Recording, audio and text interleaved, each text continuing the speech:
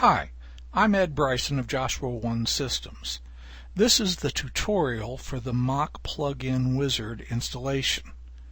The Mach plugin wizard was developed to allow the programmer to develop plugins for the Mach 3 CNC controller software using a more modern version of the compiler. Up until now, we have been limited in creating plugins in that we had to use the Visual Studio 2003 and the MFC environment. With this plugin wizard, we have taken it into the Visual Studio 2008, and we allow for mixed mode, which allows for the use of the .NET environment. The system will also, in the near future, allow for use with Visual Studio 2008 in MFC or ATL mode. But at this time, for this beta release, we will only be supporting the .NET version of the programming. Let's proceed with installing the plugin wizard. You should have downloaded a file, which is a Windows installer package for the Mach plugin wizard. Wherever you've got that on your computer, please double-click. And you get the standard series of dialogues that come up with an MSI-based install. The usual welcome, then a README file, which I would suggest that you read, then a license agreement, which at this time basically says, beware, try it yourself. You have to agree to that. Then it tells you where it will by default be installing the software. In this case, program files, Joshua One Systems Mach plugin wizard. You can change that location, and the installer and wizard will self-modify to work from another location. For most program development, just the installation can just be done for a single user. So we will proceed, confirm installation, and the system will install. Now it takes a few minutes to install. If you're running on Vista with user account control, you will also get an orange screen that will ask your permission to proceed, saying that you trust this software. Please click on that. I'm running on Vista but have removed user access control because it was getting in the way of having a demo user operate with the software and things like that. So the installation has completed. Now the installation went out and created two areas on your hard drive. In your C drive, in your program files, it created a folder for Joshua One Systems, and within there one for Mach plugin wizard. There are a bunch of subfolders off of that. They all have to do with the structure of what it takes to create a wizard. At this time, I won't go into the details. I do want to bring your attention to the Mach includes folder. This is where the setup program installed and where the wizard will point your project to look for the modified versions of the Mach includes. The Mach includes come with the SDK from Artsoft, and they included a whole bunch of files. I found that only 17 of the files were necessary to use to create a plugin.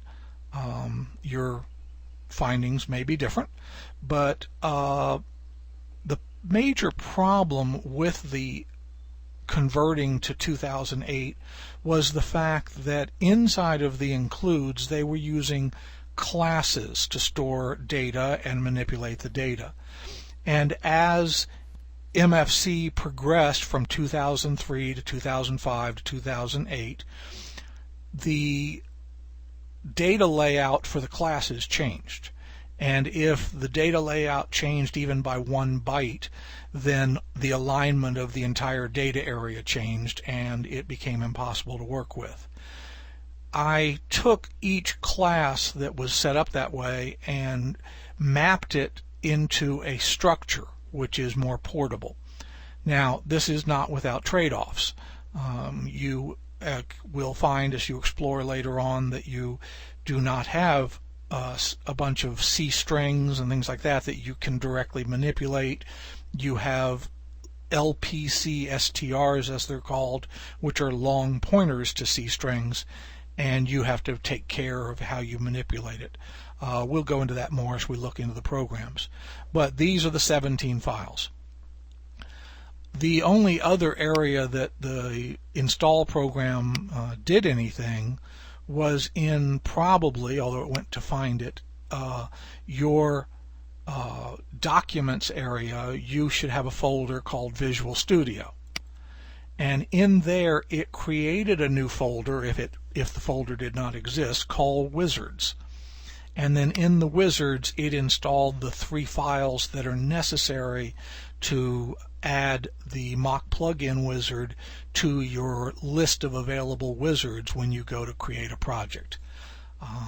Nothing in the registry, just these locations, and the uninstall will remove from these locations. Now let's proceed and make a new project and compile it and test it. It will take us about 30 seconds if we were to click, click, click, but it'll take a little longer with me trying to describe our steps. We'll start up Visual Studio Express. We have no projects and we need to create a project, and you have your choice of either using File, New, Project, or the button up here labeled New Project. I'm going to use the buttons in all of our examples. It comes up and shows you that there is a wizard called Mach Plugin Wizard, and that it will create a Mach 3 plugin DLL project. And then you give it the name of your project. I'm going to just call this one Quick Demo and leave the box checked that I want to create a directory for the solution and say OK. The next thing that will happen is some HTML-driven dialog boxes that allow you to set the different parameters of how you want to work on your plugin. I'll review those with you quickly, but for this one we're going to take the example. If you are running on the standard, professional, or team versions of Visual Studio 2008, in a future release we will add support for ATL and MFC. At this time we only support the .NET.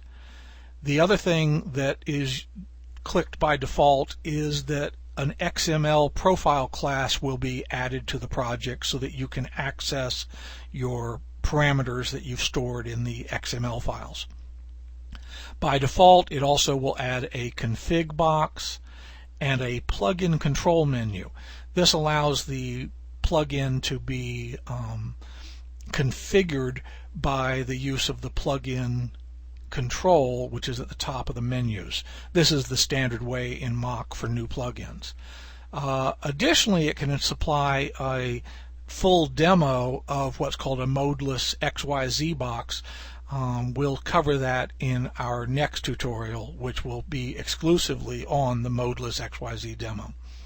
The system will also, at the end of compiling and building your project, create a post-build event to copy your DLL to the Mach 3 directory.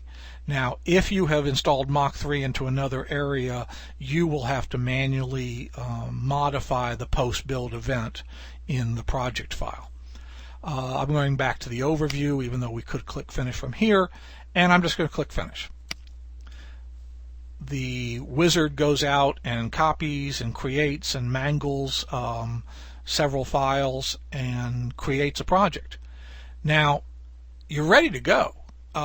We can just go up here and do a build and build the solution, and we'll let it compile. It will compile all the different little pieces. We'll go over the pieces in a minute, but I just wanted to show you how easy it is to get a new plugin up and running. And I'm going to click on here so my output goes away. Then I'm going to minimize the compiler, leave it running, and I'm going to start up Mach 3 Mil. Now, in this one I'm using the flash screens because they sized best in this 800 by 600 environment that I'm using. I'll hit Reset, I'll go to Config, I'll go to Config Plugins, and there's our new plugin. It's ready to go. We can enable it. We can also click on the config box, and up will pop a little screen letting you know that config doesn't live here anymore and that you should use the plugin control menu. That was added by just clicking that little checkbox for config. I will go back in and enable the quick demo, and then I will say OK. And you'll notice that the plugin control still does not have that. It's a standard thing in Mach that after you enable a plugin, the best thing to do is to close Mach and then restart it so that it can load all the enableds.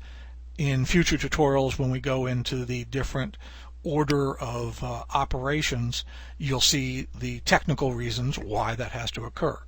Now, up here in plugin control, we have had our menu added, and if we click on Quick Demo, you'll get an empty dialog box that will be up to you to populate in your source code with the different configurations that you need. And we can hit OK, and the plugin's running. The job is done. I'm going to end the session, and I think that'll end this tutorial. This tutorial was to get you a quick start on how it got installed and how to create a plugin, and in the next tutorial we'll actually create the more complex XYZ demo plugin and go into much more detail with the source code. Thank you for taking time to listen to this tutorial, and I hope you enjoy installing and using the Mach plugin wizard.